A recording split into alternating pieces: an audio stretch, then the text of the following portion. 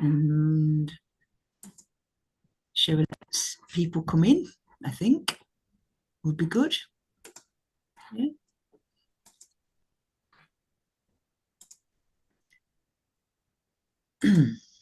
Hello, hello, hello. Hi, everyone. It is Friday, thank goodness. And it is time for PMO HotHouse. Hope you're all well. Shall we get going? It's going to be a packed session today, I think. So let's get going.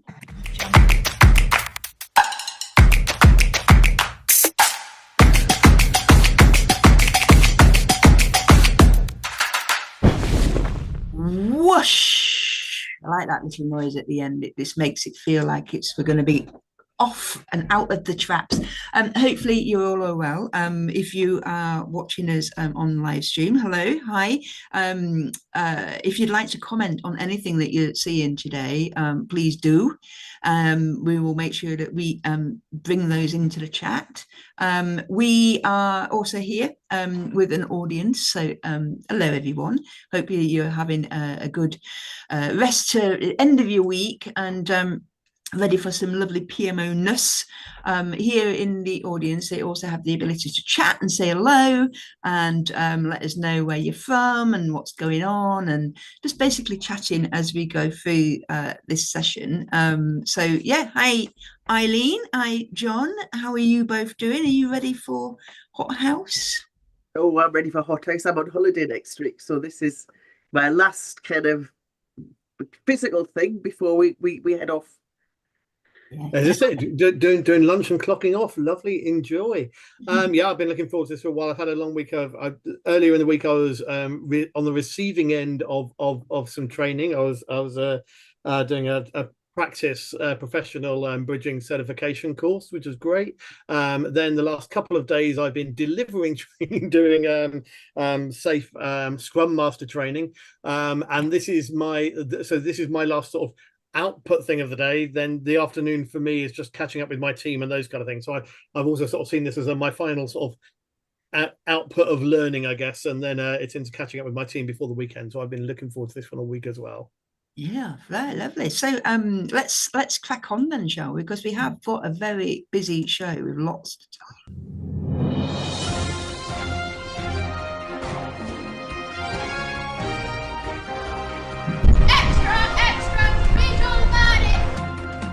Okay, so it is live PMO news. I'm going to hand over to John, who's going to be sharing some of his PMO news. What's been happening, John? What have you got to share with us? Well, it's been another busy month, and it's always a sort of challenge with these things, how sifting through the noise, because there's been bits of conferences and things and get-togethers, and you sort of look at them and go, well, what actually? You can sort of go to these things and they can be interesting. You look at what are the key takeaways, and I sort of sometimes struggle to say, well, actually, what was the big thing that came out of it? So I've sort of chopped a lot of that stuff out, trying to chop away the noise and leave you with the sort of key takeaways and a little bit of homework for you that hopefully gives you enough to go away and do some reading yourself. So I have decided to focus on two things, if I may. I have got a working paper that Oxford have published called The Uniqueness Bias, and I really want to highlight the Project Management Journal for October, because it is, as you can probably just see there, special edition all about project management offices and organizational design. So let's dive into this this study first. So this is a working paper. It's something that's just out for discussion and exploration at the moment. But I read it and I loved it, and I highly recommend PMO people take some time and skim through this. So basically what they've done, they've ended up looking at 219 projects, and they've been looking at uniqueness bias. Now, for those of you who've heard me talk at things, you may have heard me in the past moan about the use of the word unique when we describe projects. I don't like it. I don't like that people have it in their definition of a project that it is a unique thing.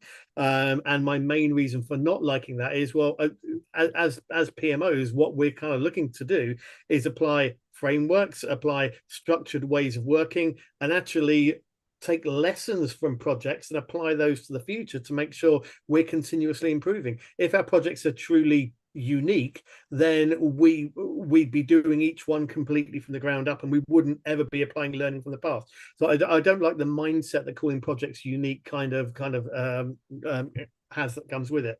Anyway, what they've done here is they've taken these projects and they've very, very simply spoken to the project team and asked them to score on a sort of very, very simple 1 to 10 scale how unique they saw the perceived uniqueness of the project, basically. And then they've compared that with how the project has actually performed, and they've done a lot of sort of correlation. They've checked other correlations and things, and they found a very, very strong correlation with the perceived uniqueness of the project and underperformance. So whether it's late, over budget, and not deliver value, those kind of things. And they're seeing a strong correlation there, more so than other areas. That perceived uniqueness is basically correlating with projects underperforming. Which then leads us to the obvious question: are these projects are these projects genuinely unique? Are they underperforming because they are genuinely unique? And they're going through this and actually saying, well, actually, a lot of these projects that we perceive as being highly unique are not actually highly unique because someone's done it before in the organization or elsewhere. Even when they talk about NASA going to the moon, they use examples that NASA defined where they've said, actually, these aren't unique. We're using building blocks of things that we've done before. And whilst I do have a typo in there, clearly, basically what they're concluding is in this, and it is a working paper, so still obviously needs further work on it, but they're basically saying actually decision hygiene is a big factor in reducing this so-called uniqueness bias in projects, which such as using a reference class forecasting, something called pre-mortems, where you're sort of looking at the start of a project and imagining you're at the end. And rather than doing a post-mortem at the end of a project, at the beginning, say, well, let's imagine we've done this. What are the things that we would likely be talking about in a post-mortem that went wrong? Let's have a look at those things and see how we can tackle this. So those kind of things leading into effective decision-making. Similarity-based forecasting. So what has been done like this in the past that we can use to estimate rather than using sort of purely Delphi and those kind of things. Where can we get that kind of information from? And the last one there is noise audits. People may or may not have come across those before, but it's another interesting one to look at in the context of portfolio project managers looking at your organizations, is basically looking at what estimates look like at the start of projects for how long they're going to take, and seeing where there's differences between different experts. So are you seeing big differences? If you've got your expert people in your PMO estimating how long projects take, are you seeing wide levels of difference between what everybody's estimating? We're seeing that as noise, and the goal is to try and see how we can get those more consistent. And we get those consistent by everyone understanding what their differences are, what their different thinking is, getting to a common understanding of some of the challenges, reducing the noise down. Now, that is quite different from saying our estimates are consistently under or our estimates are consistently over on things. That's not seen as noise because you've still got a pattern there. As long as those estimates are, if you know your estimates are always under, everyone's always optimistic, you can adjust for that in the PMO. You can say, okay, we're going to add 20% to the estimates that come out of engineering because we know they're always pessimistic, and we can add those things on. With noise, it's a lot harder because it's almost stochastic. You're seeing data points all over the place, and there's no obvious pattern between those estimates you're getting. So have a look around for those where you've got that noise and big differences in people's opinion on what their estimates are, and see how you can work to bring some normality to those, even if people are under or over. You're looking for consistency in there. So yeah, fascinating insight, and I really like the fact that they're openly challenging uniqueness bias, and something that I've been talking about for a while. They've actually put some research behind it, and are actually quantifying that people saying their projects are unique is correlated with those projects underperforming. So a good one, well worth reading and thinking about there. That one. The next one we've got. So project management journal. I find these hit and miss. There's some good stuff in there. Some months there's some weak stuff. The other times I've mentioned a few articles from it in the past. But what I just wanted to highlight here is this is a special issue, thinking about thinking about PMOs and organizational design. And they've got a few things they sort of cover off here, thinking about different ways that PMOs can be run or defined, thinking a lot about the interplays between obviously PMOs and project governance, but also looking at the PMO in the context of organizational design. Because as those of us who work in a portfolio PMO know, the PMO is not a construct of project management. The PMO is a construct of the organization. So if you have a body of knowledge for how we do projects around here, for example, that sits underneath the PMO. The PMO owns the body of knowledge, the BOC, for how we do projects around here, because the PMO is the organizational function that oversees, assures, and governs projects, and sometimes, depending on your organization, actually then owns the delivery of those as well. So it's looking at the PMO through the lens of organizational design. And one of the things I quite like what they're saying here is actually, once you look at it from that point of view, you're not just looking at what the PMO can do to improve project delivery, but can we have impacts in other areas of the business as well? So this is a good one to look into on your lunch breaks. You don't need to be a PMI member to have a look at this online. The articles are there and downloadable. Three key ones that I like: it takes two to tango, the interactive effect of project portfolio management offices, and voice behavior on quality and business success. This is looking at taking the voice of the customer, how that correlates with the role the PMO has and what impact that has on delivery and quality.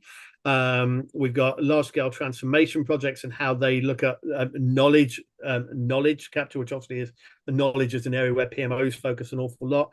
And then a question about the role that PMOs have beyond organizational boundaries, and asking if there's a gap there in terms of organizational design.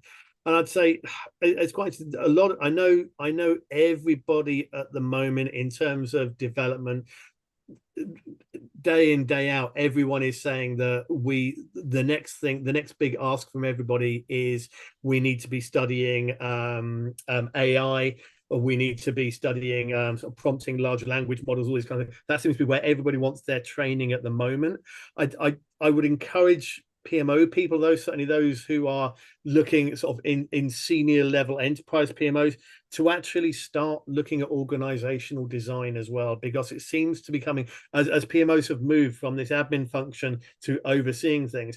The PMOs that I'm talking about and that I'm talking to are very much interested in organizational design. And certainly as we have more agile projects, Agile, certainly scaled Agile, is a lot more about how we operationalize project delivery. And you see, therefore, you need to have a greater understanding of organizational design as well. Good book on that one, which is ironic given that we often talk about the fact that we don't do the admin. We're not seen as an admin function anymore. But I'm just going to show you this one here. I've got blurred screen, so you can't see it. I'll share it as a link. It's called Administrative Behavior by Herbert A. Simon. But he's talking about the administration of organizations. It's a study of decision-making processes in administrative organizations. So it's looking at how you organize for effective decision making. None of it is new. It's a book that's been around for a very, very, very long time. But for me, this idea of organizational design kind of is moving away from these disparate models that we've been so focused on, our Scrum model, our Prince 2 model, and these kind of things, and actually looking at the wider organizational context as well. So those are my two things that I wanted to highlight from the news: the Project Management Journal, which has a lot of stuff in there about the PMO, that fantastic working report from Oxford about uniqueness is well worth a read, and something we should all be reminding our project managers that their stuff is not that unique and they should be learning from the past, and encourage you all to have a think about organizational design as something that certainly senior people, heads of enterprise PMOs might want to think about in terms of furthering their own development as a change from all of the AI stuff that everyone else is encouraging you to do at the moment. And that's me. That's my sort of big bits of news roundup. I normally talk about things that are upcoming in the future. I've not done that here, mainly because the big thing coming up, I understand, is happening in Scotland, and I figured that might be something that Eileen and Lindsay would probably want to tell you about, because that's a PMO thing. Yeah, I think there's something coming up in Edinburgh. I But thought there might thanks, be. John. Really fascinating. Thank you very much. I think there's going to be some stuff that we're all going to have to be checking out there. And I think I'd put into the comments that if you are not already part of our LinkedIn group, that's where we put lots of little bits and pieces in there as well. But thank you, John. Let's move on, shall we?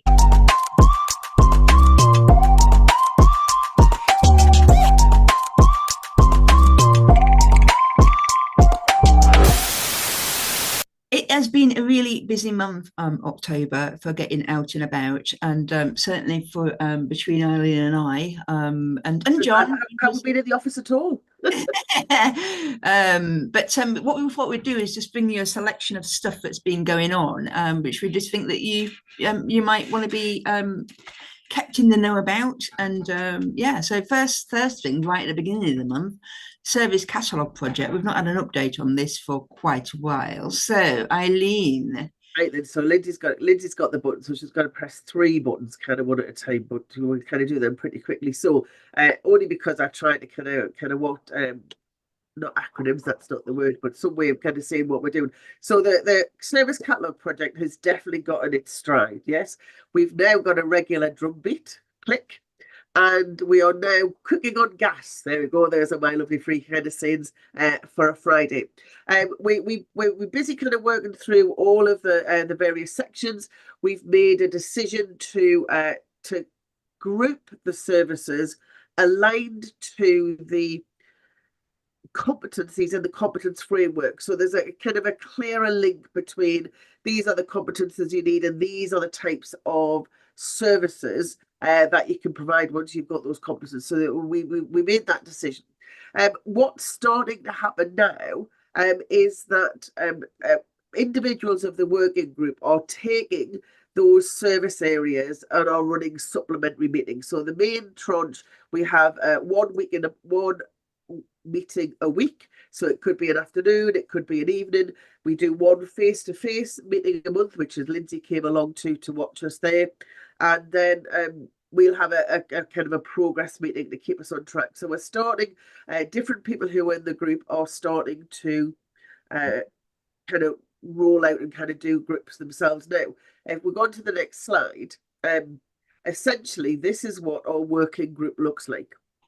Yes, we have a few of us who've actually worked really, really hard to get us to where we are, but there is lots of room for people to join us.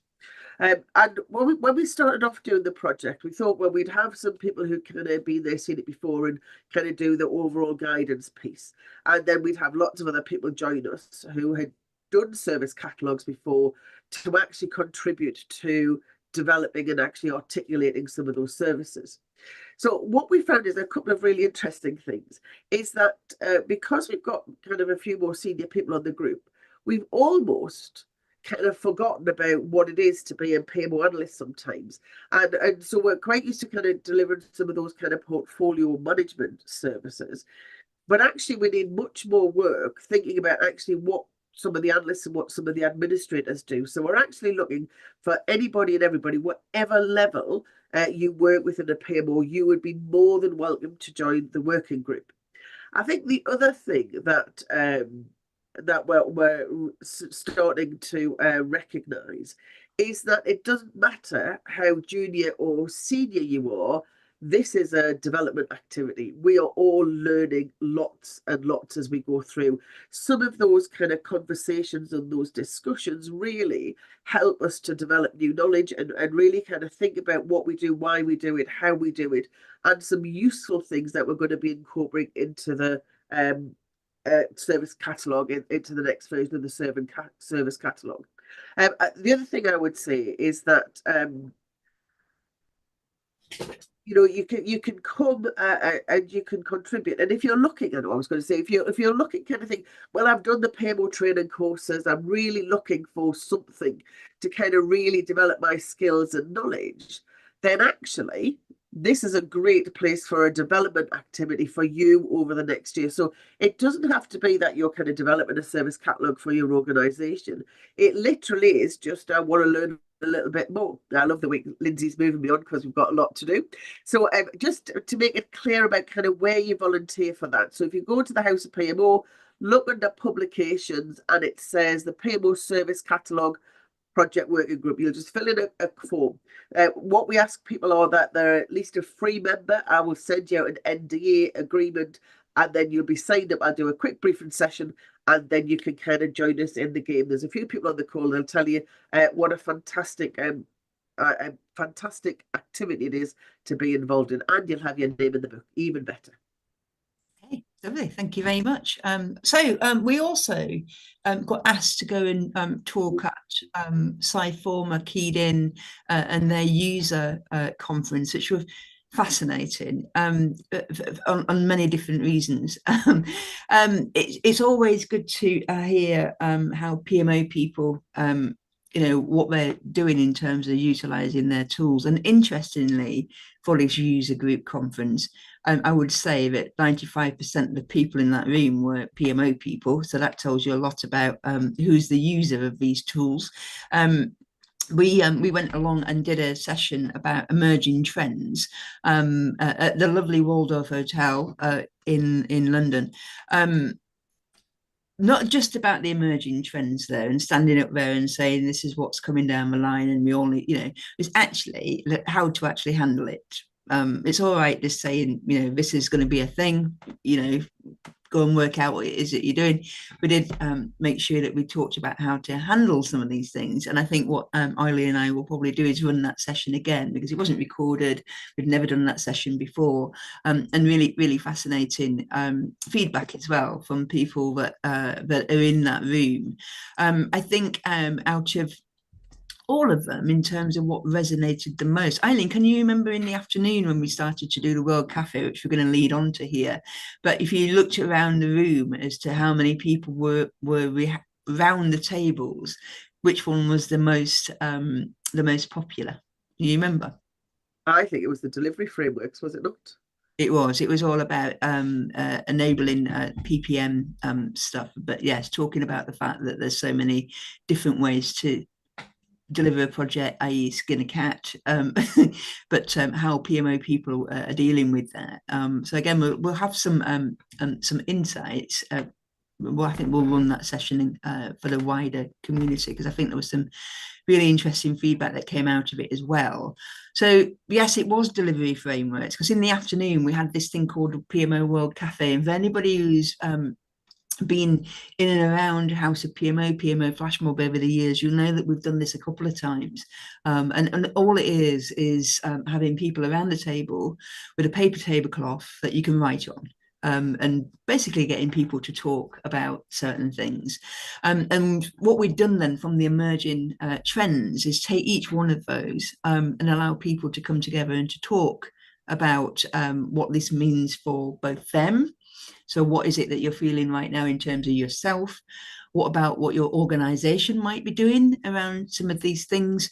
And also moving forwards, what might be needed within your PMO, within your organization. So this was the delivery framework one.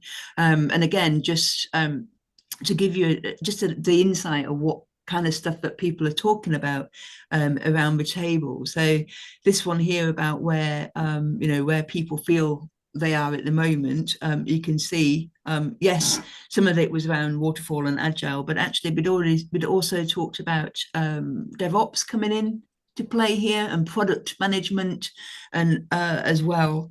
So those were again, some of the insights coming out of the people around the table in terms of what they were feeling around some of these emerging trends. Again, what's the organization doing around some of these things? Interesting to see that word that I love, value. But talking again, just I suppose to highlight the different types of organizations, the different types of PMOs around the table and what it is that they're doing and what it is that they're supporting. Interestingly, even though this was a user conference for people for using a particular tool, you can see there that still, even though you might have the PPM tool dream, your organization is utilizing many more. And again, it's good practice around some of that kind of stuff lacking within organisations. But looking forward, so looking for some of the practical things in terms of what can be done in terms of the kind of delivery frameworks, the use of them, the mandated, the flexibility allowed around them, all of that kind of thing. There's probably nothing there that will feel unfamiliar to you. I think you'll probably guess that you'd probably be talking about some of these things if you were sat around that table as well. Eileen, any thoughts from you in terms of when you were looking at some of this, some of the outcomes for these? Well, I think that it wasn't necessarily in terms of the delivery framework. What when we'll come on and touch about a bit more is this kind of CSR and regulation in terms of somebody actually wrote on the table, good luck with it because I don't know what it's about. But the delivery framework, there's going to be a couple more as we go through the rest of the activities. So a couple of other things that kind of come up and a couple of events that will kind of will feed on this. Yeah, absolutely. Also good, obviously, to hear from other people and they're talking about their PMO, as we know and love from PMO conference. That's what we always, we like to hear how other people are doing it. This one here is Pets at Home. So Anna from Pets at Home was talking about their PMO journey. They quite a quick one, really, coming on board in 2021 and not having anything in place into doing lots of good stuff. And I think just to reiterate, I think we see these slides quite a lot. Certainly when we do PMO conference sessions, when people are talking about, our journey, what we've done and all that kind of thing, these come up regularly about having a purpose, having a value, having a vision, and then a clear definition about what the role is from the PMO. We say every time, does your organization, does your PMO have something like that? And again, there's just another example for you to have a look at and to mull over and to think, actually, yeah, that's a really nice piece there. But I think I really like the story and what it is that achieved in such a short amount of time. But I'm going to try and grab her for PMO conference next year in June, so you can hear the story, because it's pretty good. It is quite a nice way that they've been going about things. Plus, it's about dogs and cats and pets. So that's lovely. What's not to love? Indeed. So yeah, and then on to something else. Eileen. We were invited to go and do a similar thing with program framework, a slightly kind of a smaller, less kind of flash affair than the Waldorf. Something locally in Birmingham, so local for me. So Lindsay came down to Birmingham, and they were talking about the various kind of tools available from Microsoft to cover different projects and people who did project management. We went and talked a little bit about friction between the PMO and delivery teams. And obviously, the big thing is to kind of about friction is about the differentiation between kind of friction and conflict. And what we're really talking about is kind of intellectual friction, not rubbing each other up the wrong way. And it's quite interesting in terms of kind of how that can be used to best effect. So a talk is available within our library if you want to go and have a look at it. But just a couple of points that I pulled out, not necessarily just in relation to our talk, but in terms of some of the conversations we had with the people who were in the room. Quite interestingly, not everybody's heard about House of People. How can that be? We must have printed thousands of stickers at least to kind of ask the question. But so it was nice to kind of get out to a new audience. There was definitely the feel, and again, this kind of starting to come up time and time again. My favourite word, ubiquitous, which I would have put on the slide if I could spell it. But everybody's doing projects now. And from Microsoft perspective, what they're trying to do is to get a tool for everybody. And it's just important we choose the right one. And I think the other thing that's starting to kind of really hit amongst our radar is, what is our role across, the people who are kind of what we would call professional project managers who do that day in, day out. And what is that for? What support do we give to people who are kind of just delivering things which are as part of their day job, kind of things that they've classed as a project because it has that old definition of a start, a middle, and an end, and the type of kind of intellectual friction we have at those kind of different layers will be quite different, and therefore our views are going to have to be quite different. And again, we've got another webinar coming up talking about the accidental project manager. these people who kind of doing projects never really want to be a project manager, just part of their day job, coming up, which will be interesting to see again how that support is delivered from a PMO perspective. I think the other thing is as well is looking at this kind of tools for everybody, how many of those tools are actually supported by the PMO, because a lot of them are now, kind of the planner tool that they were talking about is actually in everybody's Outlook 365. So yes, it's only when you get to the kind of the more the detailed kind of planning project tools that the PMO get involved. So I think it's the kind of the potential for kind of growth, but potentially losing control of what's happening in the PMO scope is going to be interesting over the next 3 to 5 years, I suspect. Not even 3 to 5 years, because this one here was the one that got everybody in. Microsoft Copilot is evolving from your personal AI assistant to your team AI assistant. Introducing Team Copilot, a new valuable team member helping everyone achieve more together. You'll be able to add Copilot as a meeting facilitator, taking notes during the discussion that everyone can edit and add during the meeting, along with follow-up tasks and actions for everyone to see. Sharing and managing the agenda with the team, keeping the conversation on track, and integration with Teams rooms ensures Copilot can continue taking notes, even for ad hoc meetings. You'll be able to add Copilot as a collaborator in chats, keeping everyone aligned with up-to-date insights as the conversation happens, and interacting with the team, responding to questions based on messages and shared files. You'll be able to add Copilot as a project manager, creating project plans with tasks and goals, and assigning them to team members. Copilot can also take on completing tasks on behalf of the group, notifying team members when input is needed, and facilitating group collaboration to complete the task. With Team Copilot evolving to provide team assistance, your team will be more productive, collaborative, and creative together. Microsoft Copilot. Yeah, for everybody in the Microsoft. Let me get that.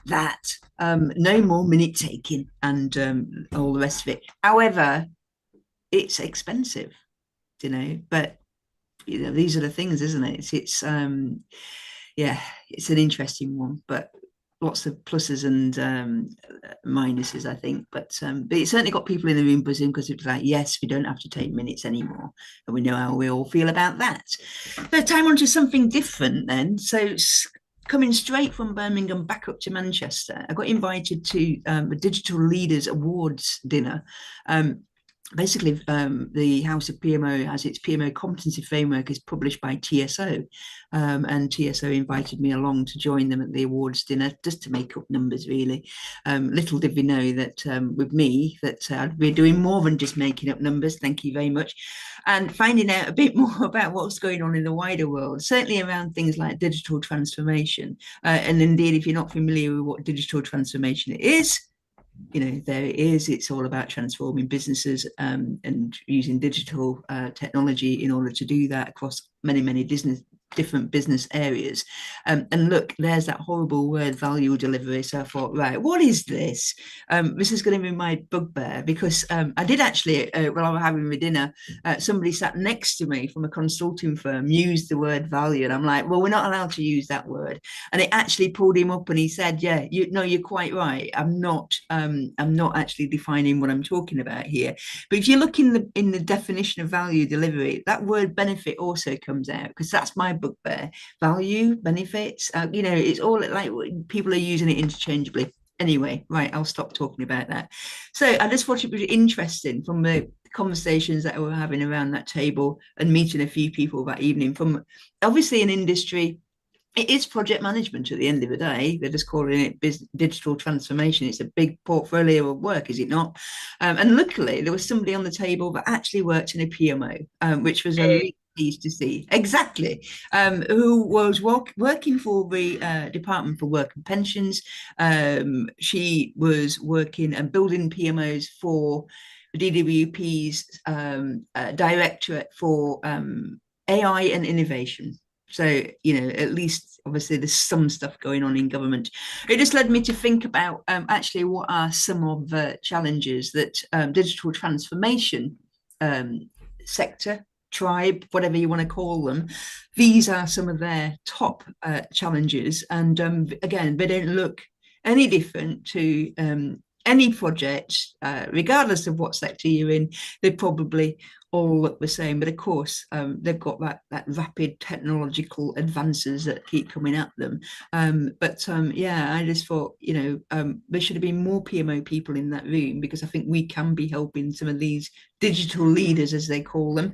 Yeah, it was fascinating. I thought initially that I would have nothing to say, but actually it became apparent really quickly that, yeah, it's just another area of industry that are also struggling with change, but of a technical nature.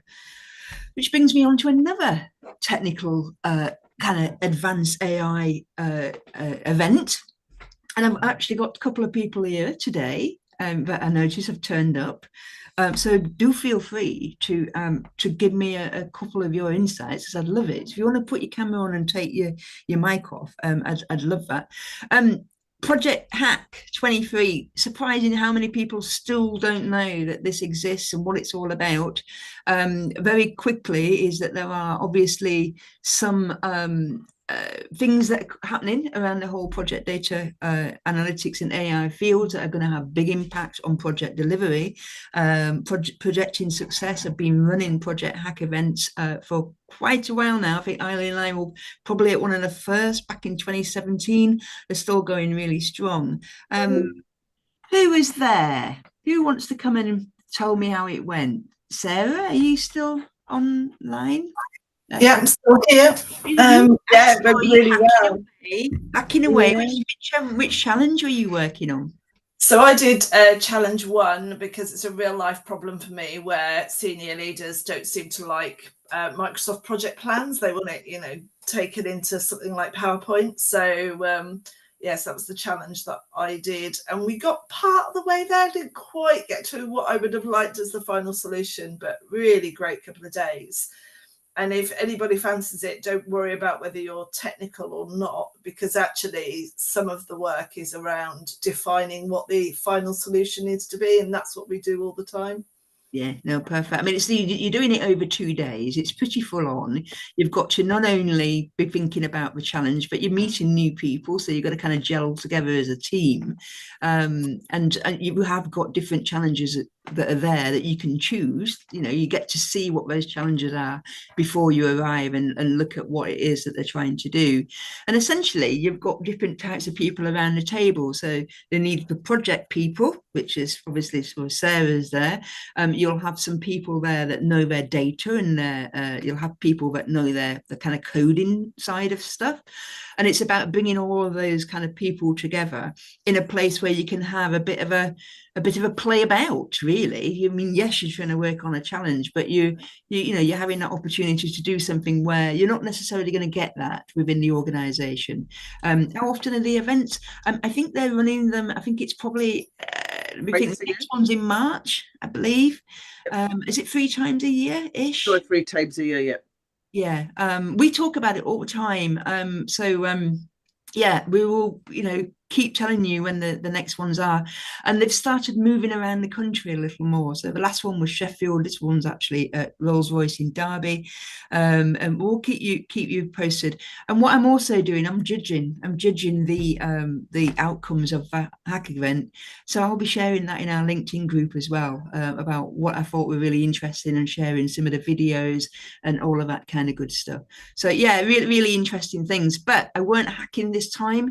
I was upstairs in Rolls-Royce meeting lots of other business leaders who are trying to figure out what they're doing within their organizations. And they were by and large people that work in major projects, which a little big breath for me, because obviously we're not all working in major projects. However, we are working in project delivery, and this is what it's all about. It is about the future of project delivery. Some of the work that we're doing in the back end around projecting success, about how we're going to change, the business, they are looking at different aspects and picking off different parts of project delivery. This is just one of them. Risk management is one of them. Scheduling is another, and assurance. Those are the top 3 at the minute that they're working on. And they're working on trying to think about Yes, there's stuff that we can do about Horizon 1, about refining what it is we're doing in this area. Second horizon, enhance, is all about how we can bring some new things in and do, interesting things. I don't know how clear that slide is, but I'm going to be sharing a bigger deck with you later on. But Horizon 3 is actually how can you completely reimagine these areas. So risk management, how can it be, how can we completely do it differently? Ways that we've never thought about before, because actually we never had that kind of technology. They're doing a lot of work, but it's a big ask. The feeling coming out of the room is that, there's a lot of these things that are happening. Are we ready to share data amongst different companies? Are we ready to take open source stuff? That was one of the big ones, because the ask here from Projecting Success and what we're doing with the coalition. So the coalition is about businesses that want to come on board and start to drive these visions. The problems are with it is certainly with some of those people in the rooms about the competitive edge, those commercial aspects to it, which, to be fair, has been the thing over the last 5 years. Something that caught my eye, though, we know that it's going to be senior leaders that kind of need to start to understand some of this stuff, because it's a bit like PMO. You need the buy-in from upstairs. It's exactly the same with this kind of stuff. Are we going to be investing in the tools, the techniques, the skills uplifts that's needed, all of those kind of things? They have put together a one-day thing, which, again, if it comes up in conversation within your organization, people don't know how to get their head around all of this kind of stuff. Perhaps that might be something that you want to check out. A lot more stuff coming out of those couple of days that I will share, and I think we'll be doing that in kind of make sure you're in the LinkedIn group. We're putting some stuff in the library, and of course we'll be sharing it in the newsletter as well. I just want to just do a really quick poll. I hope that it'll just give us time to do it, because in the evening it was a dinner for all these people that had been there, and I got asked this question by one of the PMO managers that was there from a utility organization. And she asked the question about, she is currently trying to work out what's the best approach.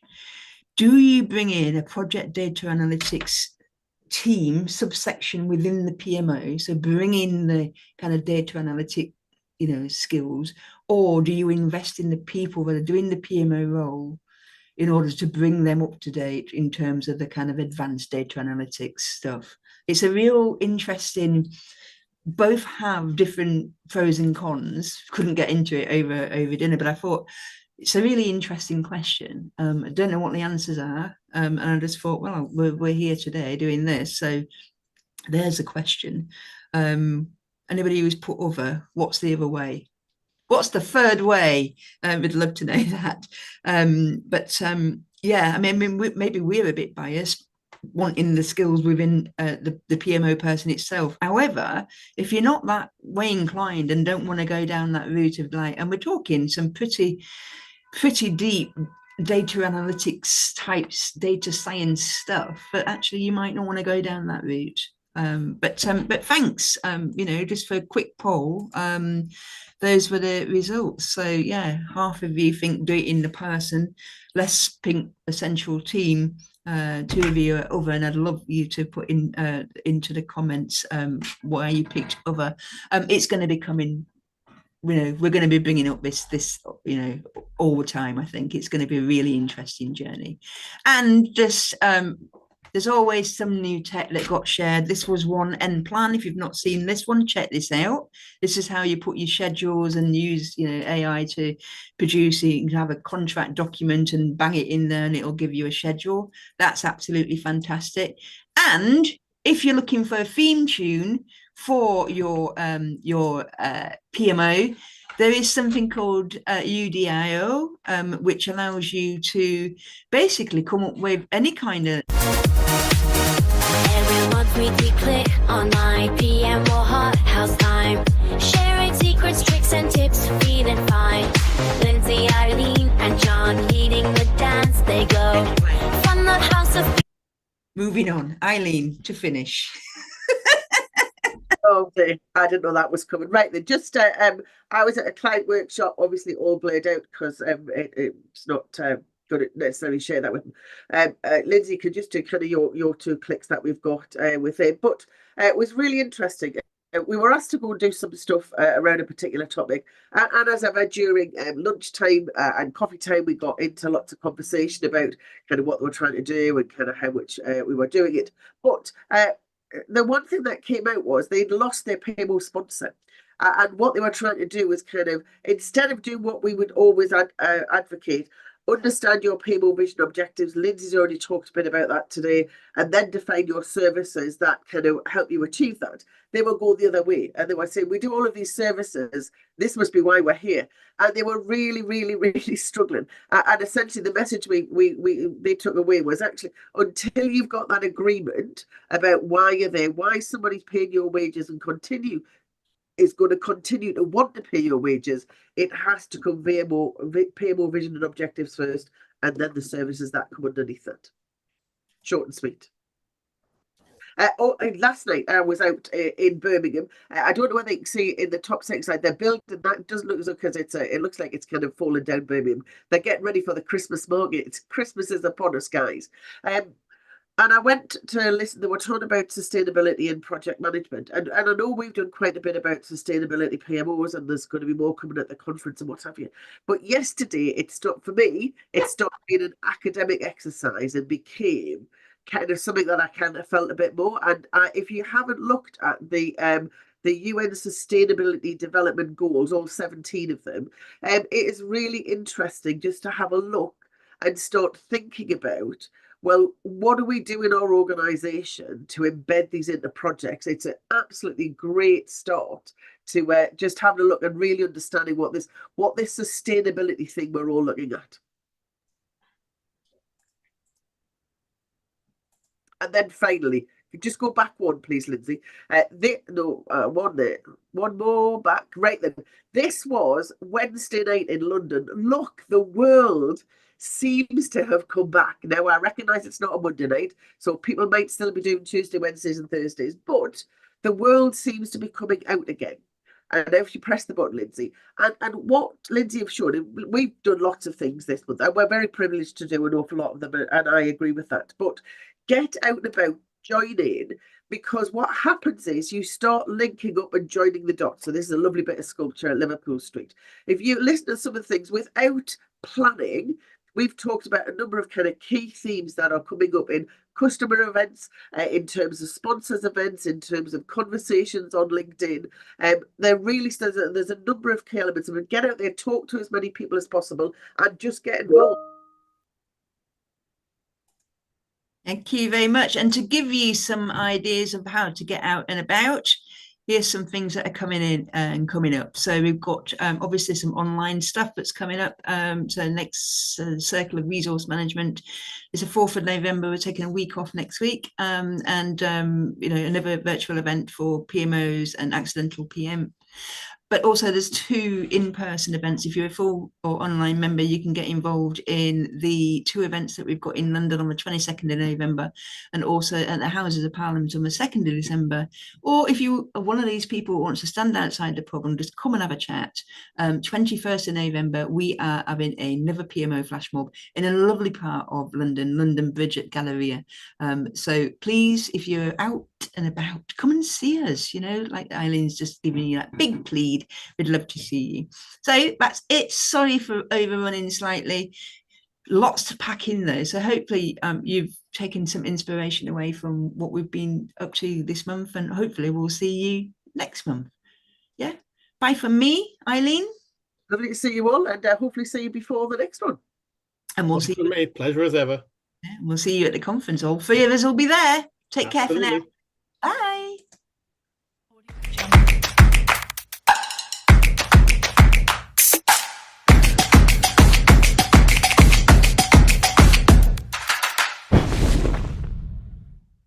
Whoosh.